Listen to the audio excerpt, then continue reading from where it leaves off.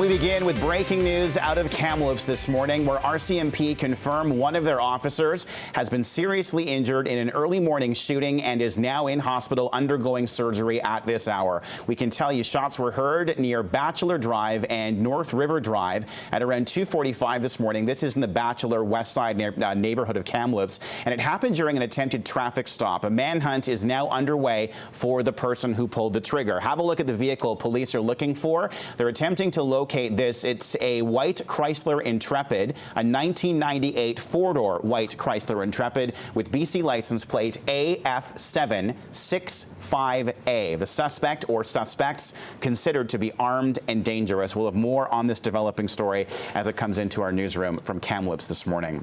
Back here in Vancouver, police are investigating an overnight crash that involved a handful of vehicles. This happened at around 3 o'clock this morning on Southeast Marine Drive near Beatrice Street. A minivan with the mother and 2 children inside crashed into 4 parked cars. Witnesses on scene claim the driver fell asleep at the wheel. The mother was taken to hospital and one of her kids was taken to BC Children's Hospital. No word on their condition.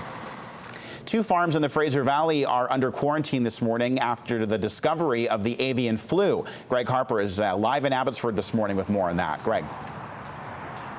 Good morning, Kyle. Yes, just outside the Abbotsford Agricultural Centre. Right now, there are 2 poultry farms that remain under quarantine this morning. One of these farms is in Abbotsford. The other is in Chilliwack, and these farms are about 8 kilometers apart from each other. The farm in Abbotsford had about 11,000 turkeys. Half of them ended up dying from the avian flu. The rest of the birds will be euthanized to stop the spread of the virus. In the farm in Chilliwack, about 7,000 chickens, 1,000 of them dying suddenly. So the avian flu, it has little risk to humans if you're worried about that, but it can be devastating for poultry farmers. The worst outbreak of the virus, that happened in 2004, which affected dozens of farms in the valley and resulted in millions of birds being culled.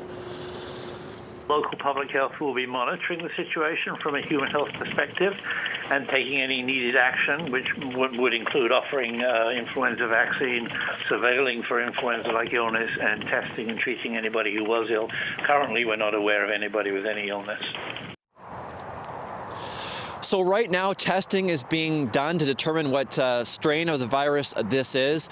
If you're worried about Christmas and if there will be a shortage of turkeys, well, according to the BC Poultry Association, they're not anticipating a shortage of turkeys at all. Kyle? All right, Greg Harper, live this morning in Abbotsford. Greg, thanks for that. There are health concerns involving food of a different kind in Vancouver. UBC researchers have found high levels of toxic metals at a community garden. Zinc and lead were found at the site at Oak Street and West 16th Avenue.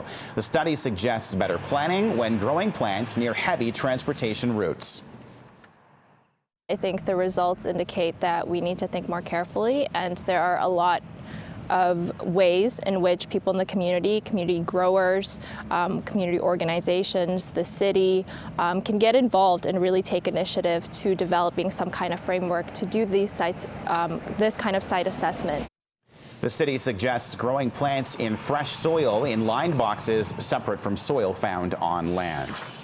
A manhunt in Vancouver has ended with the arrest of a shooting suspect. Less than an hour after releasing his photograph to the public, police announced Jerry Pinnell was in custody. He was wanted after shots were fired on Monday afternoon at Hornby and Helmicon in downtown Vancouver. The bullets missed the intended target, a woman, but they did hit her mobility scooter. Police believe the pair have been engaged in some sort of dispute. That's something we're looking at. We don't know the exact details of what the dispute was about. We are continuing to speak to witnesses that we were able to locate last night. Pinnell remains in custody. No word yet on exact charges police are going to be recommending. The man charged with 6 counts of attempted murder following a shooting rampage in Yaletown in June was back in court yesterday, but Gerald Battersby's legal proceedings are slow going. Because the incident was so public, it's been a huge task for investigators compiling the evidence. Doesn't appear to be that complicated a case per se, but there are just so many witnesses, hundreds of witnesses.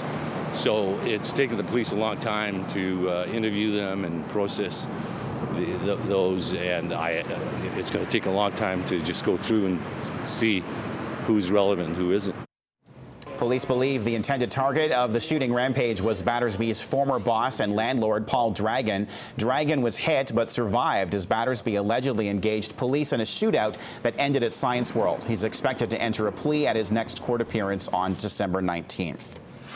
Coquitlam RCMP don't know if they're looking for one culprit or two, but they've given us two suspect sketches and a pair of sexual assaults. These happened within 45 minutes of each other on the evening of August 24th on Maxwell Place in Port Coquitlam and on Westwood Street in Coquitlam. In each case, women were groped by a young-looking Asian man with darker skin between 5'5" and 5'9".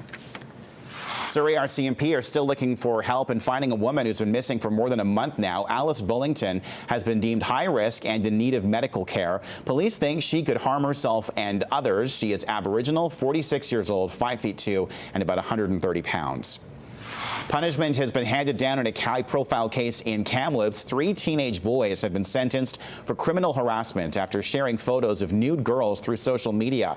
They've been given conditional discharges but have to receive counseling and do 20 hours of community service. They also have to apologize to the girls while staying away from them.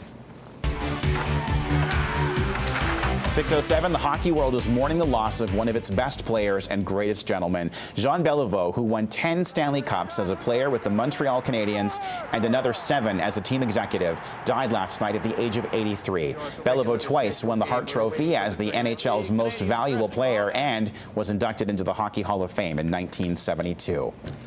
An update now on another hockey great. Gordie Howe did not have a stroke on Monday as earlier believed. It was reported yesterday that Mr. Hockey suffered another significant stroke and was hospitalized in Texas. But later yesterday, his son Mark Howe said an MRI shows no such evidence, and the family will release a more detailed statement soon. A couple of areas where the Canucks suffered last season under John Tortorella, the power play and the Swedish Twins, not so this year. Edler again. He wrists one through. Looking for the tip was Vey. Verbata scores! Another power play goal. The Canucks are 2 for 2 and they lead 3-1. Verbata reads the play. The Canucks were firing on all cylinders last night with the man advantage. Vancouver scoring 3 power play goals against Washington. Daniel Sedin scored 2 of those while adding an assist. Canucks beat the Capitals 4-3. Vancouver is now 2-1 on its 7-game road trip, which continues tomorrow night in Pittsburgh.